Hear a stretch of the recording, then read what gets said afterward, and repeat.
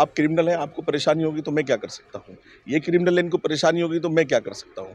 अगर 20 करोड़ मुसलमान देश में किसी चीज़ से तंग है सरकार की, वो आए सरकार से बात करें। पर हूँ, मुझे बताए ना, मैं भाई ये लोग मोदी तक नहीं जा सकते, मैं जा सकता हूँ। झूठ, फ्रॉड जो मुलायम सिंह ने किया सारी जिंदगी, टोपी पहन करके राजनीति करना, तो क्या मुलायम सिंह और उसकी फैमिली और अखिलेश ये कर सकते हैं कि एक बार किसी मुसलमान को सीएम बना दे उत्तर प्रदेश का? ये हिस्सेदारी है। दोस्तों, आज मुफ्ती वजाहत कासमी साहब बुलंदशहर पहुँचे हैं हमारे दोस्त कामरान भाई के यहाँ पर। और आज मुद्दा तो ऐसा कोई ख़ास नहीं है, फिर भी बातचीत करेंगे एक मुद्दे को लेकर, छोटा-मोटा सा मुद्दा है। सर, आपसे जानकारी चाहेंगे कि मुसलमान जो है वो भाजपा के बारे में क्या सोचता है?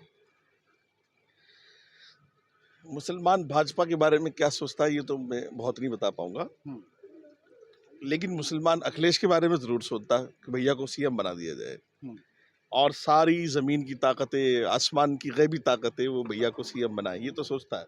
हुँ। ऐसी वजह और क्या है कि वो जो मुस्लिम है, अगर उत्तर प्रदेश की बात की जाए, तो वो अखिलेश यादव को ही पसंद कर रहा है, ऐसा क्यों?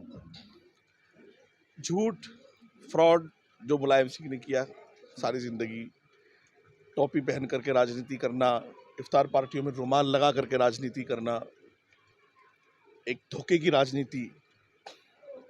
दरअसल मुसलमान जो है, हिंदुस्तान का जो 18 से 20 करोड़ मुसलमान है, वो पॉलिटिकली लावारिस है।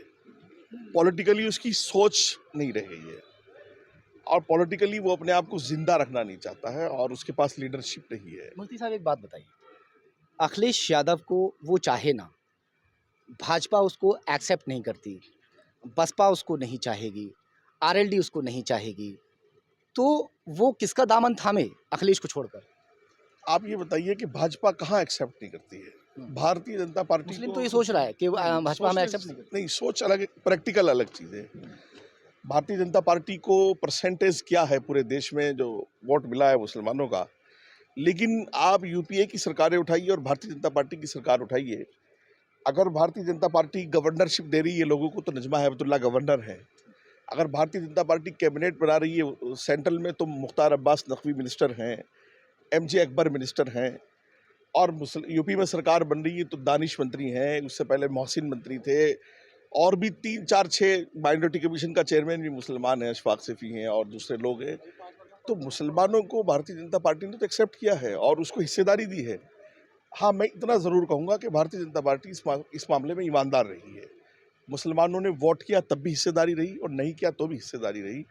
अखिलेश, मैं कहता हूँ, देखो, मेरा एक सवाल रहा है, मुसलमानों ने मुलायम सिंह को कई बार मुख्यमंत्री बनाया, और पूरी फैमिली, शिवपाल और सब जो है वो मुख्यमंत्री रहे, ऑफिशियली नहीं, ऐसे मुख्यमंत्री रहे ताकत के हिसाब से। फिर बेटे को मुख्यमंत्री बनाया, अखिलेश को। तो क्या मुलायम सिंह और उसकी फैमिली और अखिलेश ये कर सकते हैं कि एक बार किसी मुसलमान को सीएम बना दे उत्तर प्रदेश का? ये हिस्सेदारी है। क्या मायावती ऐसा सोच सकती है कि किसी मुसलमान को सीएम बना दे?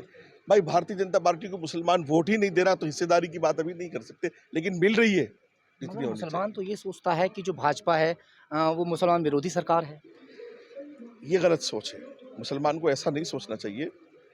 और जब से सरकार आई है, दूसरी बार सेंट्रल में मोदी जी की सरकार है और उत्तर प्रदेश में योगी जी की सरकार रिपीट हुई है, तो मुझे कोई मुसलमान आके बताए भाई, ये मूल्य यानी 20 करोड़ मुसलमान, आप क्रिमिनल हैं, आपको परेशानी होगी तो मैं क्या कर सकता हूँ। ये क्रिमिनल है, इनको परेशानी होगी तो मैं क्या कर सकता हूँ।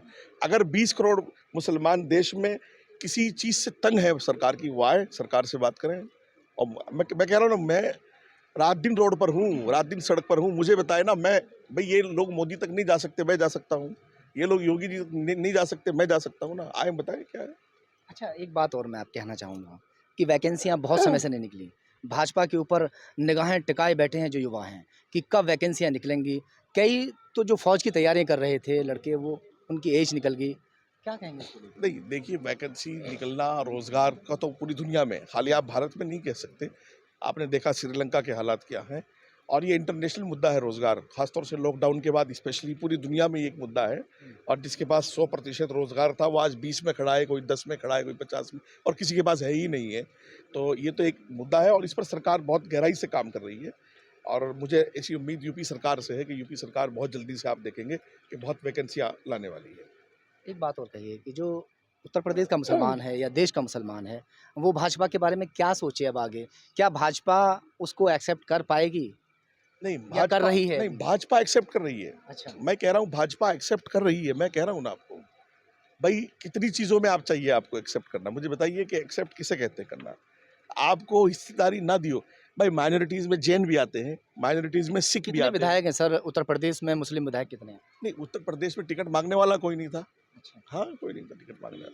मैं कह रहा हूँ ना, मेरा एक सवाल है आपसे, माइनॉरिटीज़ में सिख भी आते हैं, जैन भी आते हैं, क्रिश्चियन भी आते हैं, तो फिर मुसलमान ही क्यों उत्तर प्रदेश में मंत्री था? पिछली बार भी मुसलमान मंत्री था। भाई माइनॉरिटी में तो सिख भी है ना, माइनॉरिटी में तो जैन भी है, माइनॉरिटी में क्रिश्चियन भी है, इस बार भी मुसलमान मंत्री है। तो अगर इनको मुसलमान को एक्सेप्ट करना नहीं होता तो किसी क्रिश्चियन को मंत्री बना देते। तो मैं ये कहता हूँ मुसलमानों से कि मुसलमान भी जिस तरह दूसरी पार्टियों को पॉलिटिकल पार्टी समझ के उनके साथ खड़ा होता है, इसको भी एक पॉलिटिकल पार्टी समझ करके इसके साथ खड़ा हो। यहाँ मजहब का मसला ना बनाए।